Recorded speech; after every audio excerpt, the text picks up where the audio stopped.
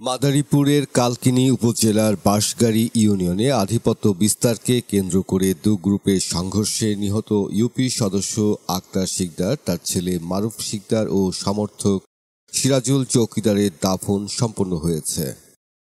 শনিবার সন্ধ্যায় ময়নাতদন্ত শেষে নিহতদের মরদেহ নিজ নিজ এলাকায় দাফন করা হয়।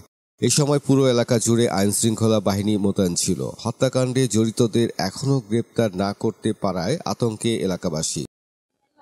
আপনার দ্বারে বইলে লাভ নেই, আমার প্রশাসনের তো বেশি ক্ষমতা আছে আর মানে, কিন্তু হেলার এত দুর্ঘটনা ঘটাত না যদি আপনার দ্বারা কিছু উপকারী পাইতাম, সহযোগিতা পাইতাম, কিন্তু স্যার মানে বড় ক্ষমতাশালী, এই লিগে আমরা আনালে এত কিছু হইতো না। কি হয় না হয় আমরা বেকই দেই বেকই জানি, কিন্তু আমরা বলতারি না, ভয় লেগিয়া মহিলা মানুষ না, আমরা ভয় লেগা কিছু কইতারি না, আমাকে ভয় আর আমাকে দেখলে তো এসে থইব না, এর ডরে আমরা কিছুই কই না। কেন নেয় না নাই আমরা তো বেকই জানি, বেকই দেই, আমরা কইতারি না ভয়। স্যার মানে আমাদের ঘর দর ভাঙ্গাচোরা করছে, এমন লুটপাট করছে।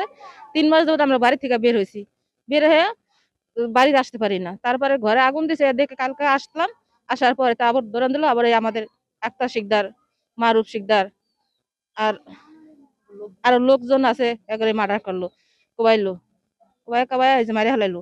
মারি হালার পর তারপর আমরা এমনি আশা দিছি, তারপর আমাকে আসতে না, সে আবারও বোম মারে। আজকে সকালে বোম মারছে, আজকে সকালে বোম মারছে। তারপরে বলতেছে যে মামুন শিকদারে কাটটা টুকরা টুকরা গোস্ত ফেসবুকে দিয়ে দিবে, এসব কথা বলতেছে।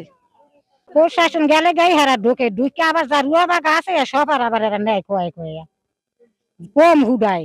তাইলে সন্ধ্যাকালে হারা বোম ফুটাইছে। আমরা তো আমরা যে এখন প্রশাসন থাকবো, এখন আমরা থাকুন, এরপর তো আমরা যাই মিগা ডরে চলি, আর এরা এখন যখন আছে এখন আমরা থাকুন, এরপরে হেরা আয়া ঢুকবো আবার। এদিকে তাদের ধরতে যৌথ বাহিনীর অভিযান চলমান রয়েছে বলে জানায় পুলিশ। শনিবার মধ্যরাত পর্যন্ত এই ঘটনায় কেউ থানায় কোনো অভিযোগ দাখিল করেনি। অপরদিকে নিহতদের লাশ এলাকায় পৌঁছলে কান্নায় ভেঙে পড়ে স্বজনরা। তোমরা যাওয়ার সাথে সাথে আমার ঘরে আয়া দরিয়া মারি পিট করবো রে, আমার ঘরে লগে করিয়া লোরা যায় রে, আল্লাহ রে। ও বাবা, ও করবে সুমন বেহারির লোকে, লাটু বেহারির লোকে, হ্যাঁ আমার ঘরে থাকতে দিব না বাবা। কোনো লোকজন নাই, এলাকা একদম ফাঁকা। আমরা অনেক দূর থেকে দেখতে আসছি, যারা যারা দূর থেকে আসছে তারাই আছে, এলাকায় কোনো লোকজন নেই আর কি। আক্তার মেম্বারের সহ হ্যাঁ যে প্রতিবেশী আছে তাও সবাই ঘরে ভাঙ্গা ফেলাইছে, সুমন চেয়ারম্যানের লোকজন। হ্যাঁ এইগুলা সব নিরীহ মানুষ আছে, হ্যাগরও করতেছে এগুলা। যে দোষী হ্যাঁ তো করে, যে নির্দোষী হ্যাগরও করে, যারা নিরীহ লোক। এই জন্য এই ঘরটা যে ভাঙছে, হেরা তো দিন আনে দিন খায়, হ্যার পোলায় বেঞ্চালায় বিল্ডিং করছে, তারপরে হ্যাঁ ঘর ভাঙছে। এখন কেউ বাড়ি থাকতে পারে না, হেরা যারা নিরীহ লোক হেরাও কেউ থাকতে পারে না। এদিকে হামলায় ইউপি সদস্য আক্তার শিকদারের ঘরসহ আশেপাশের বেশ কয়েকটি ঘর ভাঙচুর ও লুটপাট করেছে প্রতিপক্ষের লোকজন। তাদের ভয়ে এলাকা ছাড়া সাধারণ মানুষও। যে কোনো মুহূর্তে আবারও সংঘর্ষের আশঙ্কায় আতঙ্কিত এই এলাকার সাধারণ মানুষ।